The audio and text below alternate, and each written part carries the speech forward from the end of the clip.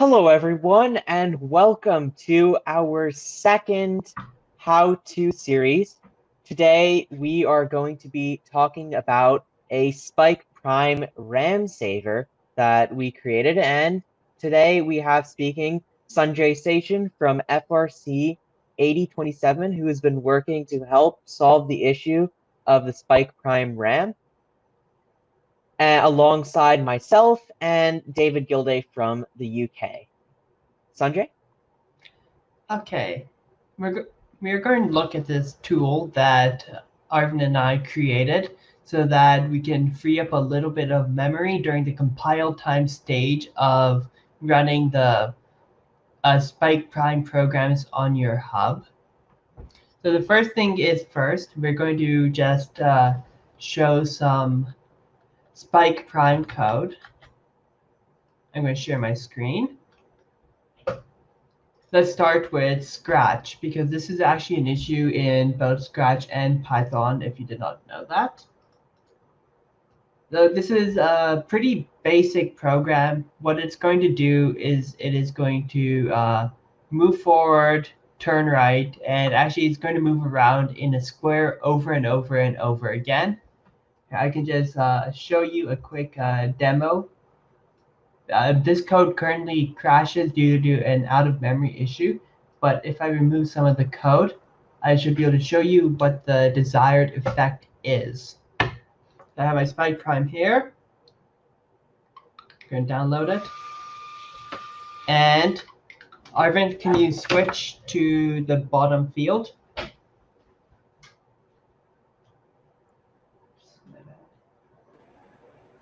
There we go. Okay.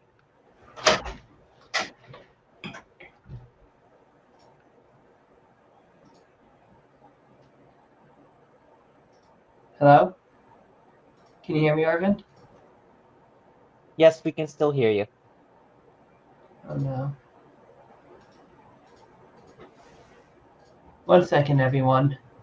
I lost.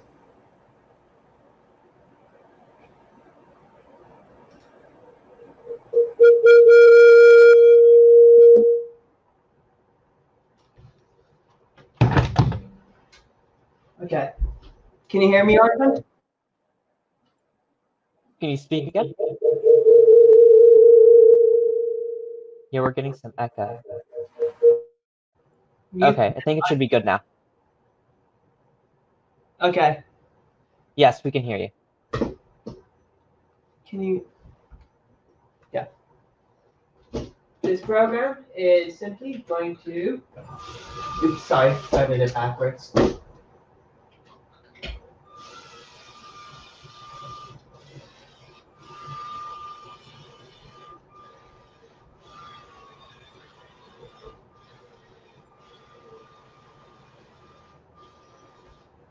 Okay, so this is what we are looking for, but one thing,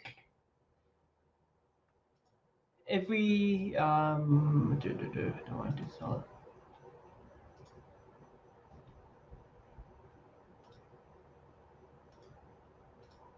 Here we go. Okay, so if we put back all that code, this is just several iterations of the square, totaling up to 352 blocks, which is actually a perfectly acceptable number of blocks in a average FLL code. So when I plug in and run this,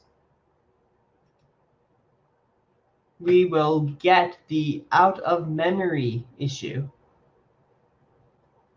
If we just wait 1 second.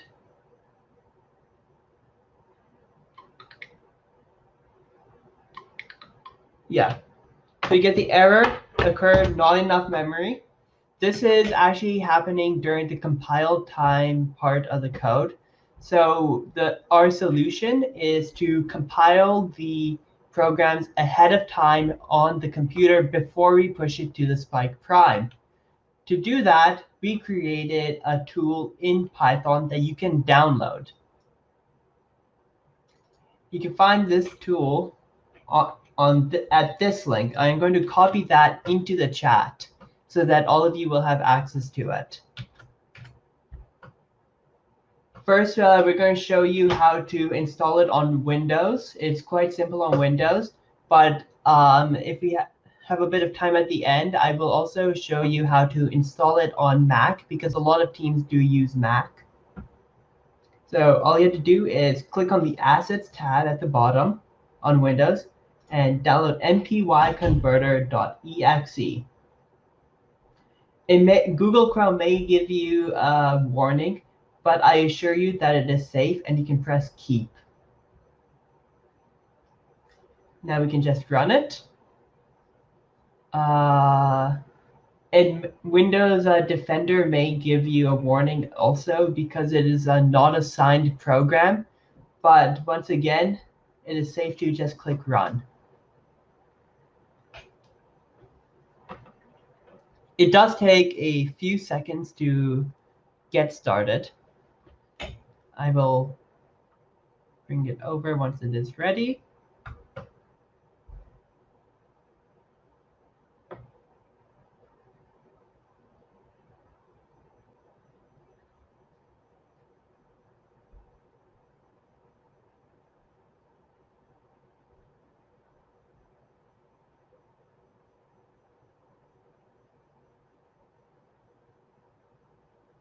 Aha, okay.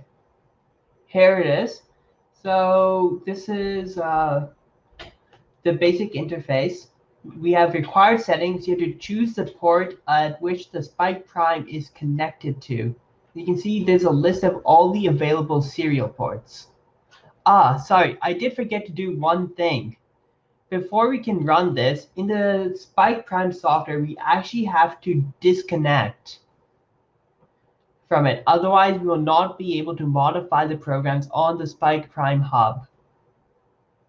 Now, if we go back to the RAM saver, you will notice the list of ports.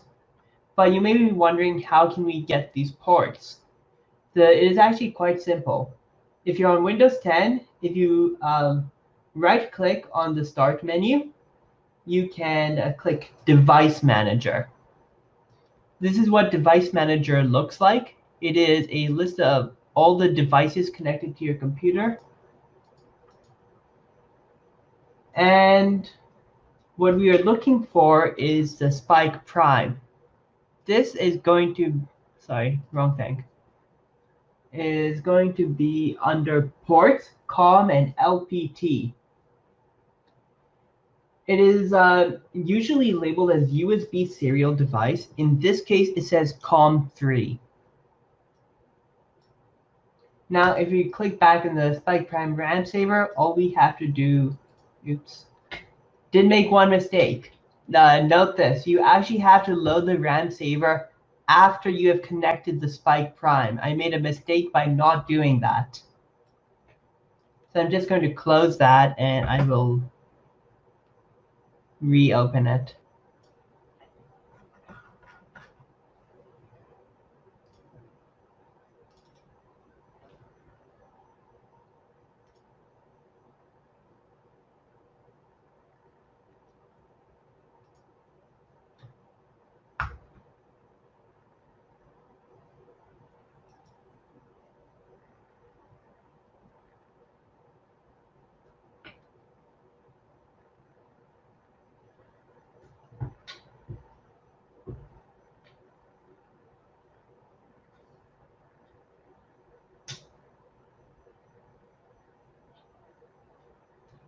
In the meantime, while it loads, I can quickly show you the Python program that we will be running soon. This is just a simple program which will actually have the exact same effect as the Scratch program, that it will move around in a box.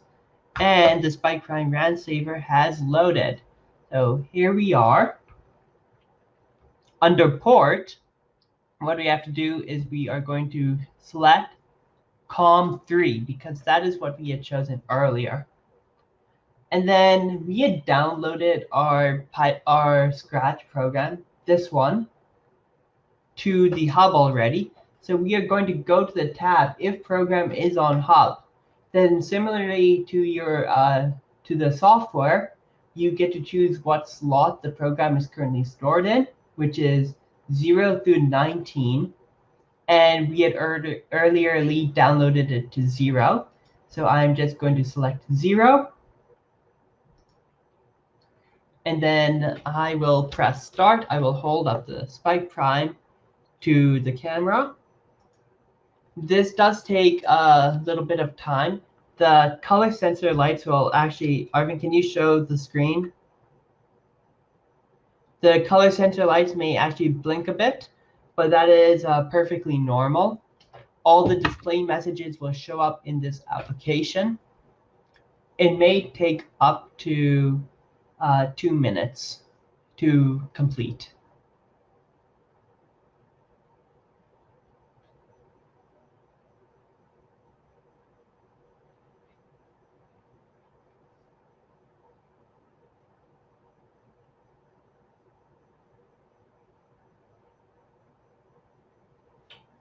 Yes.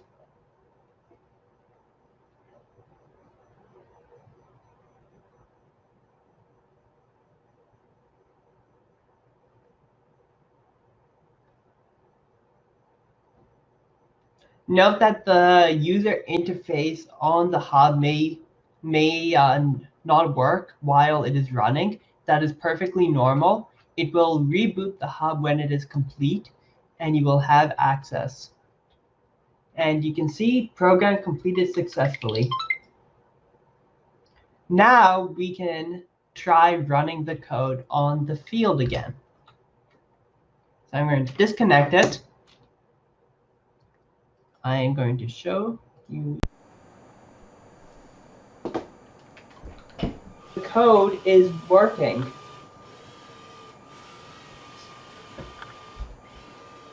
But you can see that the code was able to run even though it had shown a memory error while downloading.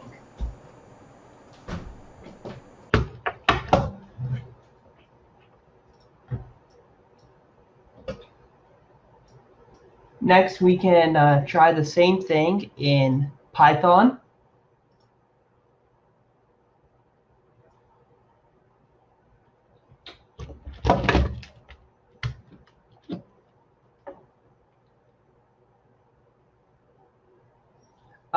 Just to prove to you that this also has a memory issue, we can click play.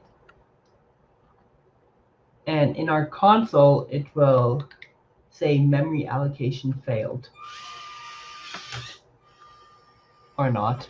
Sorry, 1 second. Let's add a few more lines so that it will actually create the issue that we are looking for.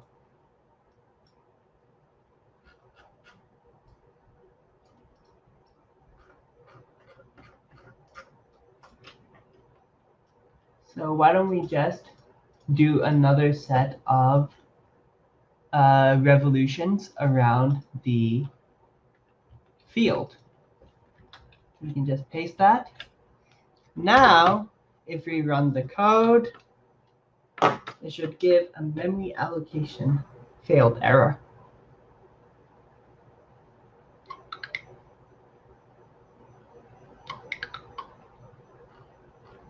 And as you can see, that failed to run, and the memory allocation error was thrown.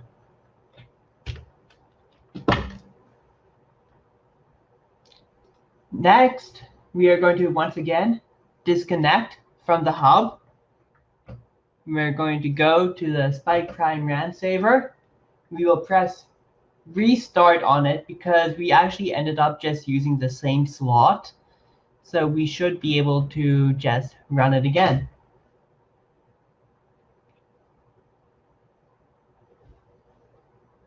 It will once again take a few seconds, or sorry, roughly a minute or two.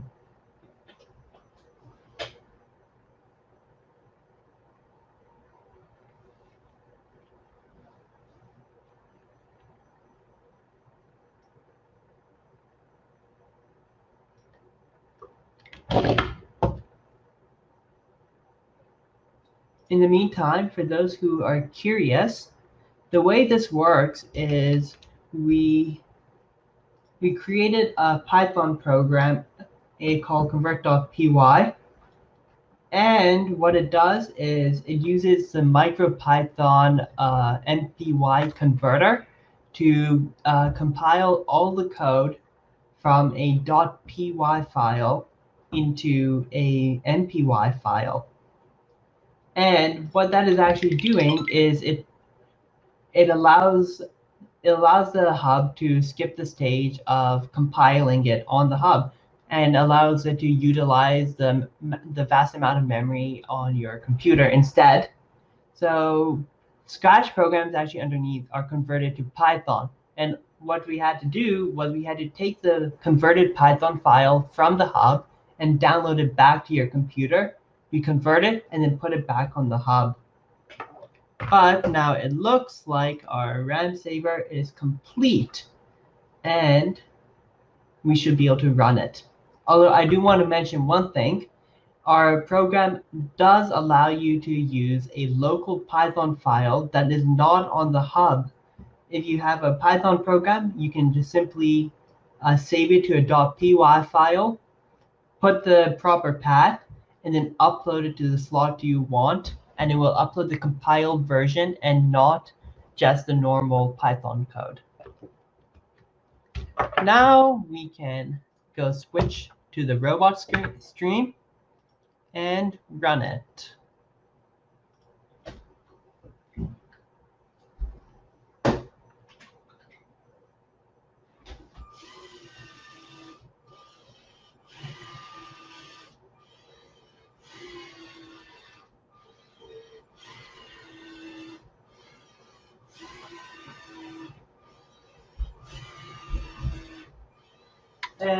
And I'm going to just stop it, but as you can see, it completed the square without running into any memory issues.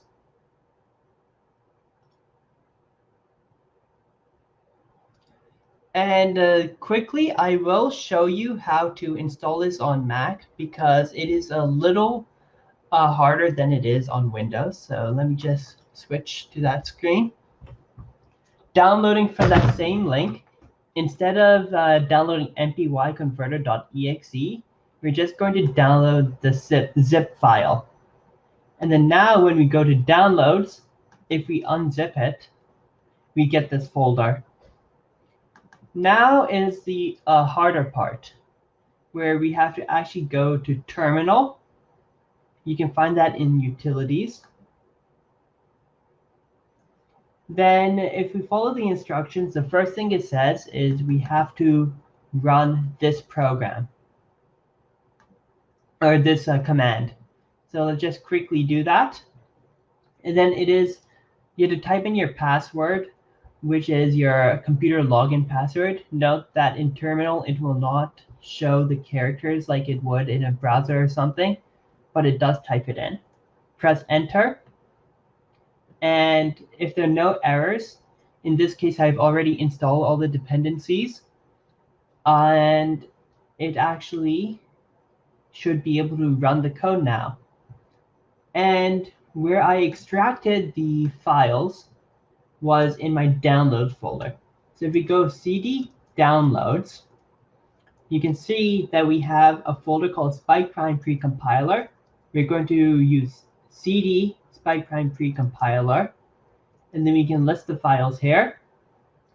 And actually, I'm going to quickly plug in the Spike Prime that you guys can see what serial port it's using. And then we type in Python 3 convert.py. I'll make that screen a little bigger so you can see the full line. Enter. And then you see it's the same interface as on the Windows computer, except for the ports will look slightly different. In this case, the Spike Prime is called a USB modem.